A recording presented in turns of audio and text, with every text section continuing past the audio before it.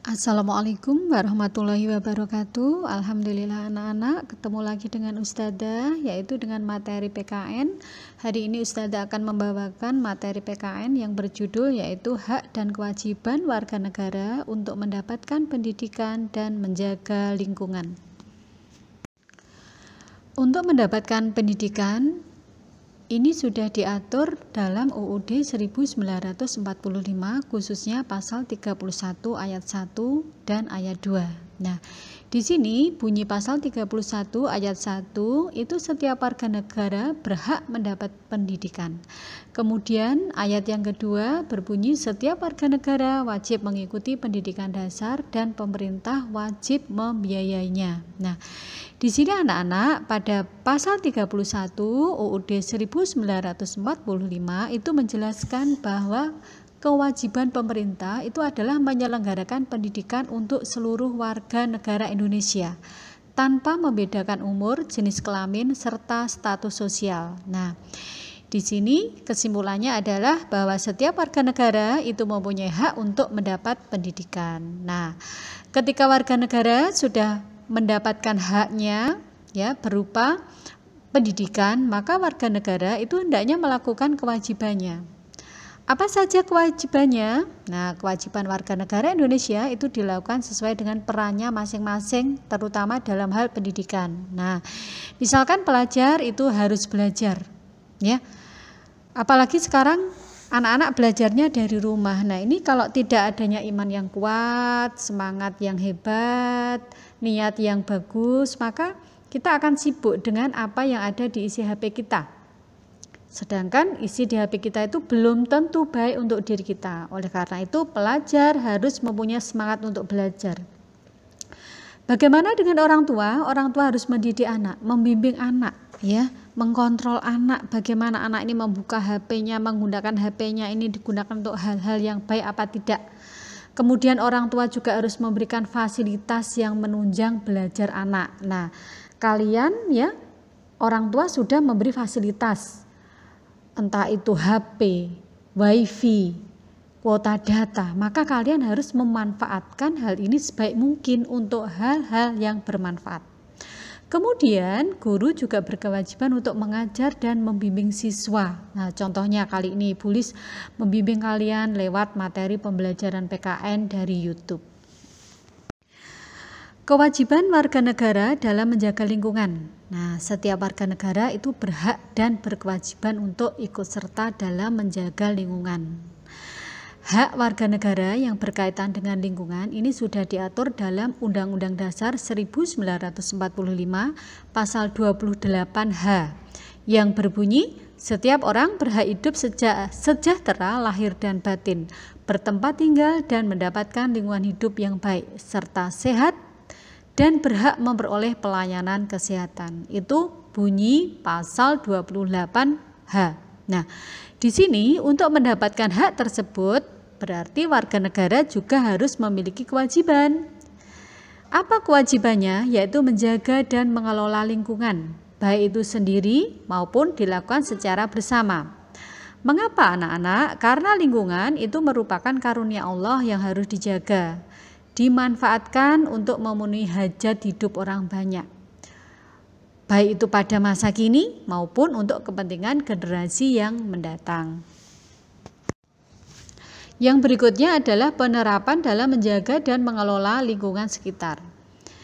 1 adalah membersihkan lingkungan setiap hari. Ya, lingkungan kita setiap hari di dalam rumah, di dalam kamar itu harus bersih anak-anak ya, karena kalau lingkungan tidak bersih kita tidak akan nyaman tinggal di situ.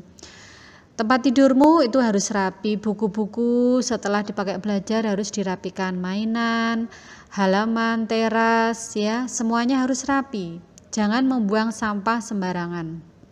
Itu kaitannya nanti pada poin ke-11. Kemudian yang kedua, tidak merusak tanaman di sekitar ya.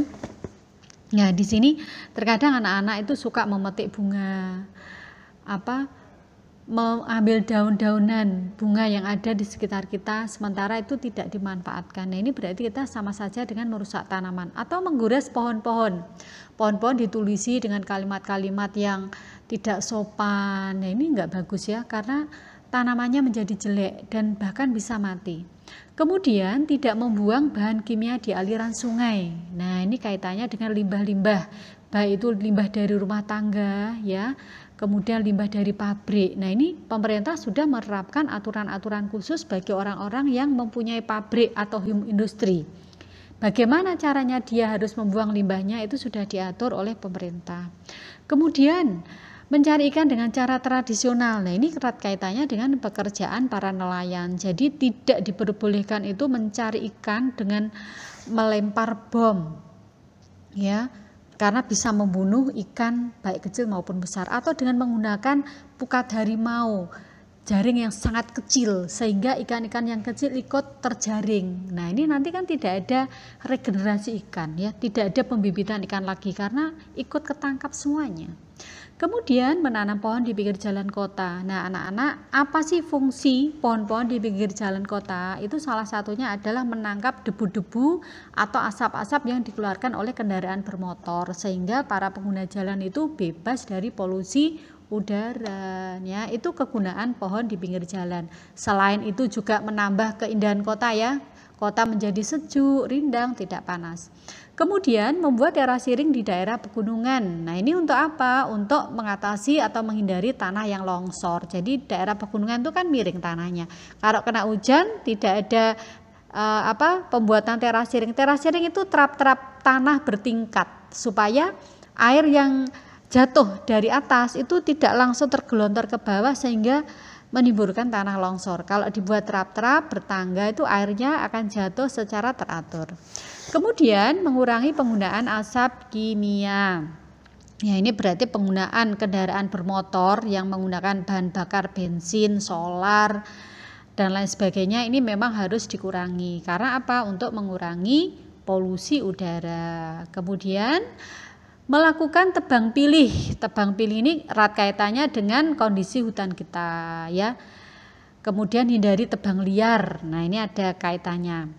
Tebang pilih, jadi kalau menebang itu diharapkan pohon yang sudah usia tua. Jadi kalau yang usia muda itu dibiarkan tumbuh kembali.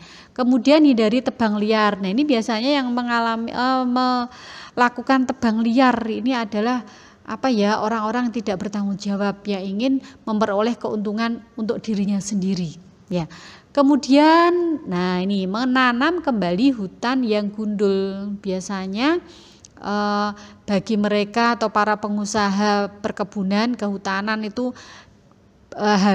membabat habis pohon-pohonnya, ini dibiarkan hutannya gundul sehingga mengakibatkan banjir, tanah longsor. Nah, ini ada gerakan penggiat lingkungan hidup ya, biasanya mereka melakukan penanaman kembali hutan yang gundul. Ini perbuatan yang sangat bagus sekali anak-anak ya.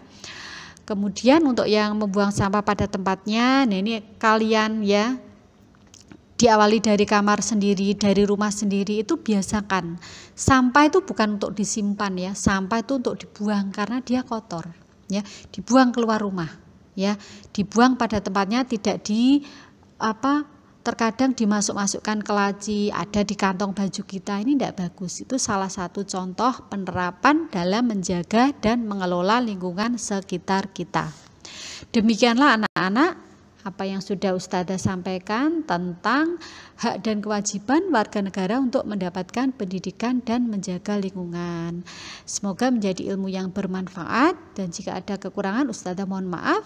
Ustazah ucapkan wassalamualaikum warahmatullahi wabarakatuh.